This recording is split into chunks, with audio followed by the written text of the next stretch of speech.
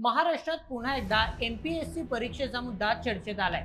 कारण वर्षानुवर्षे अभ्यास करून अधिकारी होण्याचं स्वप्न पाहणाऱ्या लाखो विद्यार्थ्यांसमोर आता एक मोठा प्रश्न उभा राहिलाय.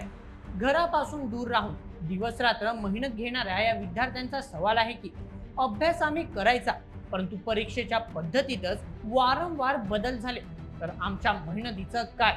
याच प्रश्नावरून एमपीएससीचे अनेक उमेदवार आता आंदोलनाच्या मैदानात उतरले आहेत. एकीकडे अनेक वर्षांची तयारी तर दुसरीकडे परीक्षा पद्धतीबाबतची अनिश्चितता. त्यामुळे विद्यार्थ्यांमध्ये मोठी नाराजी पाहायला मिळते. विद्यार्थ्यांचा हा संघर्ष फक्त एका परीक्षेपुरता मर्यादित नाही, तर त्यांच्या करिअरशी आणि भविष्याशी जोडलेला आहे.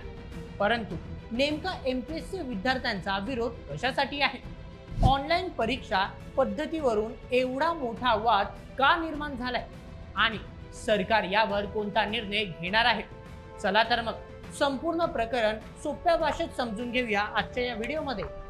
आजच्या बातमीचे लेखक आहे मेहुल मराठे. तर मित्रांनो, महाराष्ट्र लोकसेवा आयोग म्हणजेच एमपीएससी ही राज्यातील लाखो विद्यार्थ्यांसाठी फक्त एक परीक्षा नाही, तर त्यांच्या आयुष्याचं एक मोठं स्वप्न आहे. या परीक्षेच्या माध्यमातून राज्य प्रशासनातील विविध पदांवर अधिकारी होण्याची संधी विद्यार्थ्यांना मिळते. म्हणूनच गावाकडून शहरात येऊन अनेक अडचणींचा सामना करून दिवस रात्र अभ्यास करणाऱ्या विद्यार्थ्यांसाठी परीक्षेच्या प्रक्रियेत होणारा प्रत्येक बदल अत्यंत महत्त्वाचा ठरतो. आता या संपूर्ण वादाचा केंद्रबिंदू आहे तो एमपीएससी परीक्षेचा ऑनलाईन पद्धतीचा. विद्यार्थ्यांचं म्हणणं आहे की ऑनलाईन परीक्षा घेताना विशेषतः ग्रामीण भागातील उमेदवारांसमोर अनेक अडचणी निर्माण होऊ शकतात. इंटरनेट कनेक्टिव्हिटी, तांत्रिक सुविधा आणि संगणकाचा अनुभव यांसारख्या गोष्टींमुळे काही विद्यार्थ्यांना अडचणींचा सामना करावा लागू शकतो. कारण स्पर्धा परीक्षेत प्रत्येक विद्यार्थ्याला समान संधी मिळणं अत्यंत महत्त्वाचं असतं. त्यामुळे परीक्षा पद्धतीमध्ये कोणताही बदल करण्यापूर्वी विद्यार्थ्यांना विश्वासात घेणं, स्पष्ट नियम ठरवणं आणि योग्य तयारीसाठी वेळ देणं गरजेचं असल्याचं उमेदवारांचं म्हणणं आहे. कारण एमपीएससीची तयारी करणारा विद्यार्थी फक्त पुस्तकांचा अभ्यास करत नसतो, तर तो या प्रवासात अनेक वर्षांचा वेळ, पैसा आणि मेहनत गुंतवत असतो. याच पार्श्वभूमीवर विद्यार्थ्यांनी सरकार आणि एमपीएससी आयोगाकडे आपल्या मागण्या मांडल्या आहेत. परीक्षा प्रक्रिया पारदर्शक असावी, सर्वांना समान संधी मिळावी आणि विद्यार्थ्यांच्या अडचणी लक्षात घेऊन निर्णय घेतला जावा, अशी त्यांची प्रमुख मागणी आहे. दरम्यान विद्यार्थ्यांच्या या आंदोलनानंतर सरकारकडूनही या विषयावर चर्चा करण्याची भूमिका घेतली जात असल्याचं समोर येत आहे. मात्र विद्यार्थ्यांचं म्हणणं स्पष्ट आहे की फक्त चर्चा नको, तर यावर ठोस निर्णय होणं गरजेचं आहे. कारण स्पर्धा परीक्षेच्या क्षेत्रात प्रत्येक वर्ष महत्त्वाचं असतं.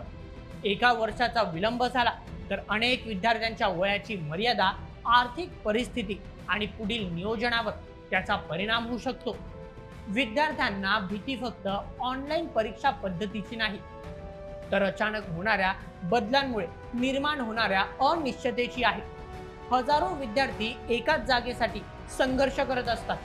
अशा परिस्थितीत अभ्यासापासून ते परीक्षा देण्याच्या पद्धतीपर्यंत वारंवार बदल झाले तर त्याचा परिणाम विद्यार्थ्यांच्या तयारीवर होऊ शकतो.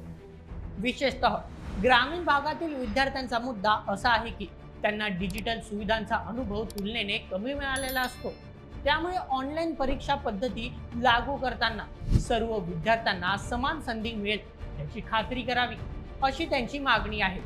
तर दुसरीकडे ऑनलाईन परीक्षा पद्धतीचे समर्थन करणाऱ्यांचं म्हणणं आहे की तंत्रज्ञानाच्या वापरामुळे परीक्षा प्रक्रिया अधिक वेगवान आणि आधुनिक होऊ शकते. मात्र कोणतीही परीक्षा पद्धत असो, विद्यार्थ्यांचा विश्वास आणि प्रक्रियेची पारदर्शकता टिकवणे हे सर्वात महत्त्वाचं आहे.